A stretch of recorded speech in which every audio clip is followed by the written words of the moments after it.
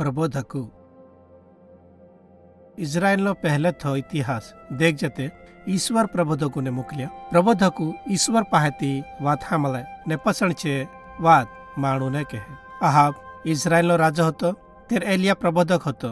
આહાબ ખરાબ માણે હતો. શું માણુને છૂટો દેવ બહાલની ભક્તિ કરવા મદદ કરતલો. એલિયા આહાબને કહ્યું, મેં દેહ લગી નહીં કહું તેહ લગી ઇઝરાયલમાં વહરાત નીતે છાકોલ નહીં પડે. તીને આહાબ ઘણો રહેવાજો. ઈશ્વર એલિયાને ઉજાડમાં નાળામાં હતાઈ રહેવા કહ્યું. કહા કે આહાબ તીનાને મારી નાખવા હિંતલો. હવારે ને હાંજે પોજ્યા તીના લીધે માહ ને રોટો લાવતલા. આહાબ ને તીનાનું લહકેર એલિયાને જોતલું. પૂંચ્યું તીનુંને નીજળ્યો. કાળ એટલો બધો હતો કે નાળું હુકીજ્યું. તીને એલિયા ઢુકડા દેહમાં જ્યો. તીના દેહમાં એક રંડાયેલી ને તીનો પોર્યો કાળ પડતલો. તીને ભૂકે મરતલા. પૂંચે એલિયાની કાળજી રાખી. તીને ઈશ્વર તીનુંને પૂરું પાડ્યું કે તીનુંની ગળણીમાં તેલ ને હાંડીમાં લોટની કૂટ્યો. આખો કાળ ખાવાનું ચાલ્યું. એલિયો થોલા વરો લગી સહાર રહ્યો. 3.5 વર્ષ પસંદ ઈશ્વર એલિયાને ઇઝરાયલ રાજમાં જવા કહ્યું ને આહાબને ફેગાવવા કહ્યું. કહા કે છુપાસો વહરાત મોકલવા માંગતલો. જ્યારે આહાબ એલિયાને ભાળ્યો તેર તીનાને કહ્યું, તું દુઃખ આપવા વાળો હોયો. એલિયો તીનાને કહ્યું, તું દુઃખ આપવા વાળો હોયો. તું ઈશ્વરનો નિયમ તોડ્યો ને બાલની ભક્તિ કરી. તું ઇઝરાયલ માણુને કાર્મેલ ડુંગર પર લઈ આવ. ઇઝરાયલના બધા માણુને ને બાલના 450 પ્રબોધકોને લેખને કાર્મેલ ડુંગર પર આવ. એલિયો માણુને કહ્યું, કા લગી બે મનવાળા રસ. યહોવા ઈશ્વર છે તે તીનાની ભક્તિ કરો ને બાલ ઈશ્વર છે તે તીનાની ભક્તિ કરો. તે તાર એલિયો બાલના પ્રબોધકોને કહ્યું, એક ગોધાને મારીને તીનું લીધે વેદી તૈયાર કરો. પણ આગની હલગાવા મેં હોતે હૈત કરે. જે આગથી ઈશ્વર જવાબ આપે શુદ્ધ હાસો ઈશ્વર છે. તીને બાલના પૂજારા વેદી તૈયાર કરી પણ આગની હલગાવી. પછી બાલના પ્રબોધકો બાલને પ્રાર્થના કરી કે બાલ હમેર હામલ.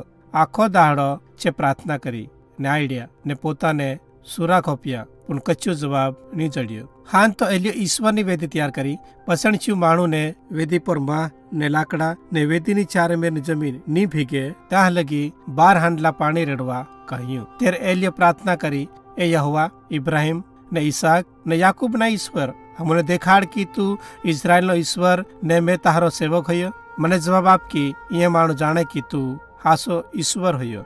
તરત હરેકમાંથી આગ ઉતરી ને માહ ને લાકડા ને સપોહડા ને દેડ ને જીવ વેદીની ચારે મેર પાણી હોતું જે બધું બાળી નાખ્યું. માણું અહીં ફાળ્યું ને ભય પર પડ્યા ને કહ્યું, યહોવા ઈશ્વર છે, યહોવા ઈશ્વર છે. ત્યારે એલિયો કહ્યું, બાલના એક હોતે પ્રબોધકને જવા નહીં દેવા. તેને માણું બાલના પ્રબોધકોને ધર્યા ને સેટા લઈ જાયને મારી નાખ્યા. એલિયો આહાબ રાજાને કહ્યું, તું હેર ખમી જા.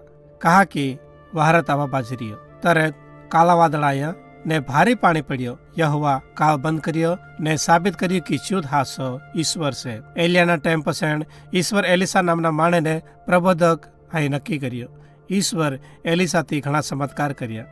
એક ચમત્કાર નામાનને હોયો. જો દુશ્મન સેનાનો મોટો હતો, તીનાને સાંભળીનો રોગ હતો. જો એલિસાની વાત સાંભળી 7 વાર ડૂબકી મારવા કહ્યું. પહેલો નામાન રહેવા ગયો ને છું અહીં નહીં કર્યું. કહા કે છું ગાંડા હરકું લાગ્યું. પણ સહેલે છું પોતાનું મન બદલ્યું ને છું 7 વાર યર્દનમાં ડૂબકી મારી. સહેલે છું બહાર આવ્યો તેર તીનાની સાંભળી આખી વારલી હોય જેલી હતી. ઈશ્વર તીનાને વારલો કર્યો. ઈશ્વર બીજા ઘણા પ્રબોધકોને મોકલ્યા જે માણસને મૂર્તિ પૂજા નહીં કરવા ને હાસાઈથી રહેવા ને બીજાને પ્રેમ કરવા કહ્યું. પ્રબોધકો માણસને ચેતવણી આપી કે છે ખરાબ કરવાનું છોડે નહીં ને ઈશ્વરના નિયમમાં રહેવાનું ચાલુ નહીં કરે તે ઈશ્વર તીનોને ગુનો માથે પાડીને નિયો કરે ને શિક્ષા કરે. ઘણી વાર માણું ઈશ્વરનું નહીં માન્યું છે પ્રબોધકોને વિતાડ્યા ને તીનોને મારી હોતે નાચ્યા. એકવાર યર્મિયા પ્રબોધકને પાણી નહીં હોતું તેના કુવામાં મારી નાખી દીધેલો. છું કુવામાં ગુરકાઈ ગયો પણ રાજાને તીના પર દયા આવી ને છું તીનાના થગડાને હુકમ કર્યો કે યર્મિયા મરે તીના પહેલો તીનાને બહાર કાઢો. કહા કે માણું તીનાને થીકારતલા. તે હોતે પ્રબોધકો ઈશ્વર લેધે બોલ્યા છે માણુને ચેતવણી આપી કે છે મનની બદલે તે ઈશ્વર તીનોનો નાશ કરે. છે માણુને ઈશ્વરની એ વાત હોતે યાદ દેવડાવી કે મસીહ આવે.